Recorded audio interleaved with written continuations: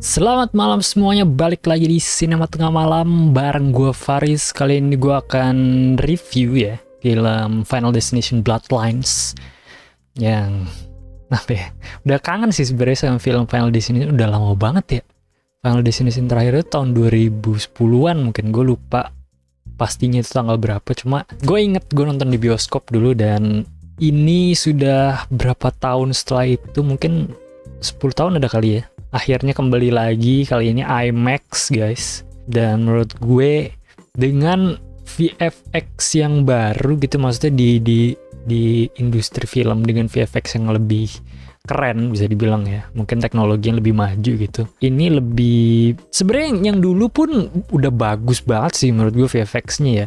Kayak dari VFX jembatan gitu, yang baru kan, yang ada jembatan runtuh itu segala macam, terus ada gimnas yang agak hancur badannya, itu gokil sih. Tapi yang di sini juga VFX-nya menurut gue juga keren sih. Kayak beberapa momen memang gokil lah, dan ini nggak disensor sama sekali ya di yang versi yang di bioskop Indonesia ini. Jadi kita bener-bener melihat semua adegan kemetongannya full bro, dan gokil sih gore-nya ya. Gore dari VFX, ada badannya, meskipun mungkin kalau gue bisa bandingkan dengan yang dulu gitu, banyak yang zaman dulu yang lebih kejam gitu, ada beberapa yang lebih kejam gitu. Kalau di sini menurut gue ada beberapa kematian yang hampir mirip bisa dibilang gitu.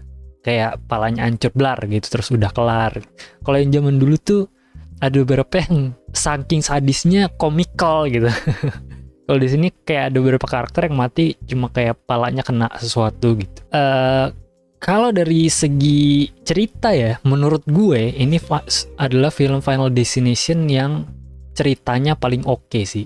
Maksudnya mungkin nggak keren-keren banget, cuma menurut gue ada jalan cerita yang bisa kita ikutin dan bikin kita engage dari karakter dan ceritanya gitu. Karena karakternya pun pengen mengungkap misteri masa lalunya.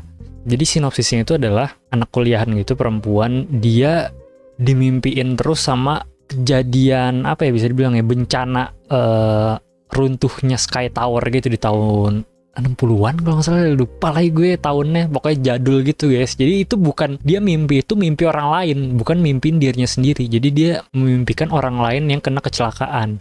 Nah, ledakan Sky Tower itu adalah kalau di Final Destination itu formulanya kejadian awalnya tuh ketika semua orang itu harus mati di satu tempat. Nah, di situ akhirnya dia bingung lah mencari kenapa sih dia dimimpin ini setiap hari. Dan ketika dia ingat ternyata yang dimimpiinnya itu adalah neneknya dia. Nah, dia akhirnya carilah tuh neneknya dia dengan tujuan dia pengen mimpinya itu stop sebenarnya. Dia pengen tahu apa yang terjadi sih dengan neneknya di saat itu, apakah itu benar neneknya. Nah, ketika dia ketemu, ternyata neneknya itu cerita, itu benar dulu terjadi dan dia berhasil menyelamatkan semua orang itu. Dan kali ini death atau kematian mengincar orang-orang yang hidup itu untuk dibunuh satu persatu. Dan untuk bertahun-tahun si nenek itu berhasil untuk survive dan mengakali si kematian itu. Dia sampai tua, sampai beranak cucu, dia berhasil survive. Jadi si kematian itu sebenarnya mengincar si nenek itu, baru ketika si nenek itu meninggal dia baru bisa mengincar keturunan-keturunannya gitu, which is judulnya Bloodlines. Seru sih, dan menurut gue itu unik dibandingin film Final Destination yang lain, karena seingat gue Final Destination 1-5 itu semuanya temen kan, kayak perkumpulan teman yang berkumpul di satu tempat. Habis itu ada bencana gitu, ketika semuanya harus mati tapi nggak ada yang mati. Kalau di sini berbedanya adalah keluarga bro. Jadi keluarga bener-bener turun temurun yang diincar satu persatu dari pohon keluarganya gitu. Jadi siapa yang lahir duluan dia yang akan next mati. Kalau yang dulu itu kan patternnya adalah siapa yang meninggal duluan kan, jadi yang dilindungin gitu. Itu serunya di sini sih. Jadi berbeda gitu dari series Final Destination sebelumnya, tapi punya formula yang sama juga, nggak meninggalkan formulanya yang dulu. Yang di sini mengalami kejadian apa bisa dibilang, nggak ada istilahnya sih, kejadian itunya core. Gue bingung juga mau bikin istilah sendiri gitu. Kalau di MCU mungkin kayak secret timeline. Kalau di Final Destination ada secret event-nya gitu yang di awal. Secret event-nya itu terjadi di tahun 60-an ketika si neneknya masih muda, beda sama yang Final Destination sebelumnya kan. Secret event itu biasanya terjadi kayak berapa hari atau mungkin berapa jam tuh, kayak yang si Alex yang di Final Destination 1 kan secret eventnya yang di pesawat, terus ketika dia bangun pesawatnya akan runtuh gitu. Kalau ini jauh banget, lampau guys, jadi bener-bener sampai keturunan-keturunannya baru kematian kembali lagi menghantui mereka. Itu seru sih di situ. Dan di sini juga dijelaskan beberapa lore ya untuk beberapa karakter, kayak karakternya si Tony Todd di sini lore dijelaskan. Dan gue nggak tahu apakah itu, mungkin enggak kali ya, apakah itu pertama kalinya Death menghantui atau mau membunuh orang-orang gitu. Karena mungkin ini adalah secret event pertama yang digagalkan. Ini teori gue mungkin ya. Ini secret event pertama yang digagalkan. Karena kejadiannya kan udah lampau berpuluh-puluh tahun gitu ya. Sampai semua orang yang hidup di Sky Tower itu, semua orang yang harusnya mati di Sky Tower itu, mereka semua punya anak cucu. Nah, which is mungkin anak cucunya itu adalah orang-orang yang di Final Destination 1, 2, 3, 4, 5 yang harusnya neneknya mereka atau ibunya mereka mati di Sky Tower itu. Mungkin ya, itu teori gue bro. Tapi mungkin ini adalah pemantiknya nih si Bloodlines gitu, bisa jadi teorinya. Tapi kalau dari segi story gue suka sih, ini yang paling enjoyable bisa dibilang lah ya. Yang paling apa ya, yang paling rapi, yang paling di craft gitu storynya. Kalau yang dulu tuh bener-bener nggak ada apa ya, yang dulu tuh play along aja. Jadi ketika Death mengincar, oke, apa yang terjadi dengan korban selanjutnya, apa yang terjadi dengan korban selanjutnya, apa yang terjadi dengan korban selanjutnya, bagaimana kita mengatasinya gitu. Komedinya juga kocak ya. Di sini menurut gue juga salah satu yang terkocak yang di sini. Mungkin karena ada salah satu karakter yang memang komedi relief gitu, dia bener-bener lucu di sini. Si siapa namanya?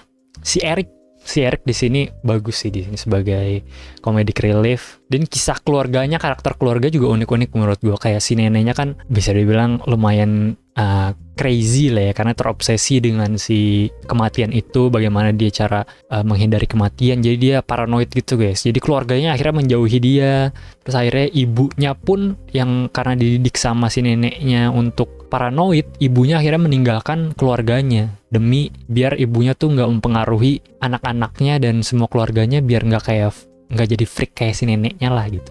Itu ada emosional juga di keluarganya gitu, meskipun menurut gue mungkin kurangnya di klimaksnya sih. Menurut gue klimaksnya kurang wow gitu. Gimana ya, maksudnya yang lain build up-nya itu matinya menurut gue keren, build up kematiannya dari karakter-karakternya gitu.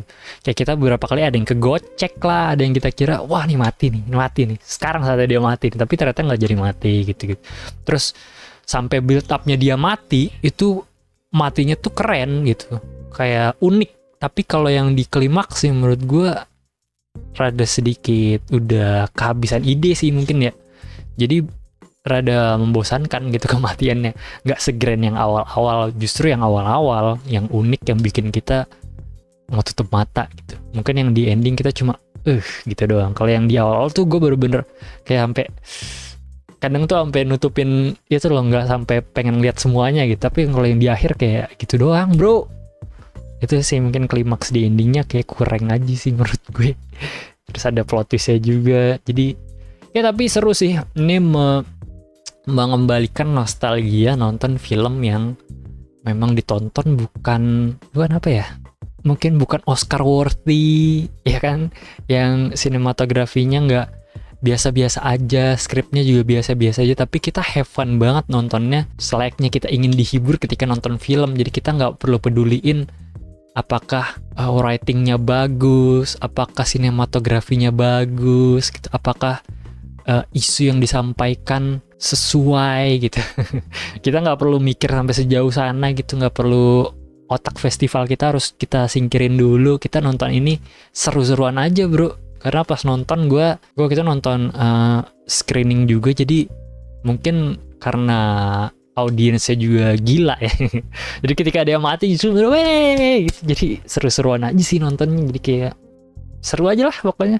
Ya mungkin tergantung audiens juga ketika kalian nonton kayak gimana. Cuma gue suka komedinya, gue suka efek-efeknya ya. Gue suka banget di sini efek-efeknya bener-bener lebay banget. Itu yang bikin kita jadi kayak, mungkin bikin yang penonton jadi tepuk tangan karena efeknya lebay juga, jadi rada sedikit komikal. Jadi seru banget sih gue nontonnya Final Destination. Jadi gue mungkin Final Destination, gue mungkin tidak sadar kalau kita sudah sekangen itu dengan film Final Destination ya. Sudah lama gitu tidak mendapatkan Final Destination. Jadi mungkin gue dukung lah untuk sequel-sequel selanjutnya. Kalian dari tim Final Destination, tolong kalian pikirin dulu sekreatif mungkin kematian-kematiannya selanjutnya, karena udah banyak banget ya film-film Final Destination. Tapi gue nggak sabar kalau kalian bikin yang baru lagi. Semoga lebih kreatif dari ini lagi dan lebih kocak dari ini lagi. Oke, segitu aja review dari Sinema Tengah Malam. Sampai ketemu di episode berikutnya. Bye bye.